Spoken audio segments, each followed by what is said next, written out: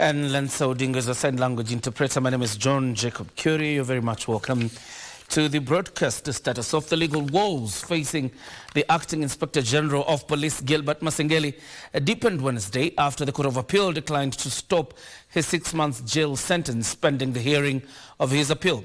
Attempts by his legal team to have a 3-judge bench led by Justice Gatembu Kairu stop his sentence that takes effect this Friday should he fail to present himself personally in court flopped after the judges set the matter for hearing next week.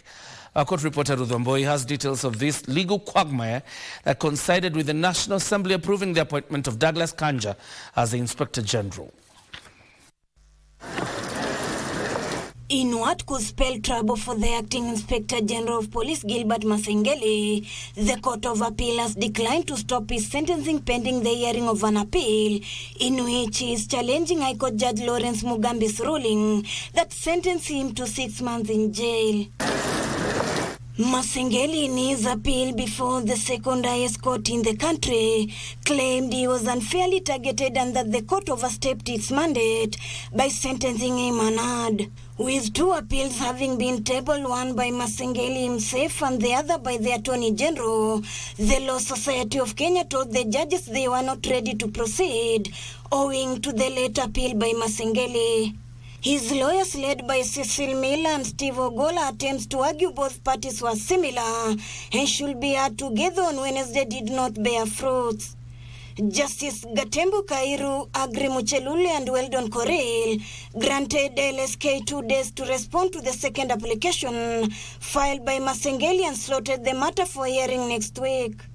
With the Court of Appeal having listed the matter for Acting Inspector General of Police Gilbert Masengeli for next week, what are the legal options for him even as the sentence starts this Friday?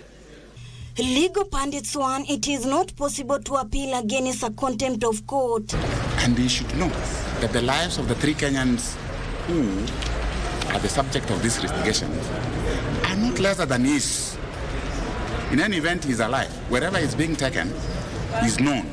Let him go there. Dr. John Hamino says blatant refusal to attend court 7 times is a recipe for trouble. And give his version of the story of what has happened.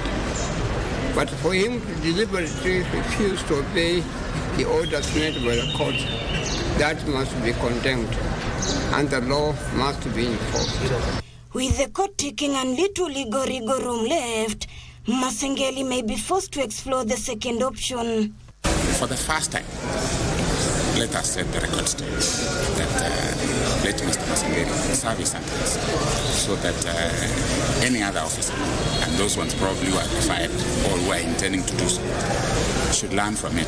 If Mr. Masengeli was an ordinary Kenyan, he could be in prison today. The development comes as a petitioner, Charles Mugani, has filed a petition seeking to have Masengeli declared unfit to hold public office for violating Chapter 6 of the Constitution and the Leadership and Integrity Act. It is now a game of wait and see whether Masengeli will heed the court's directive and present himself in court to arrest the situation or snub the summons and face jail term. Ruth Wamboi for Prime Edition.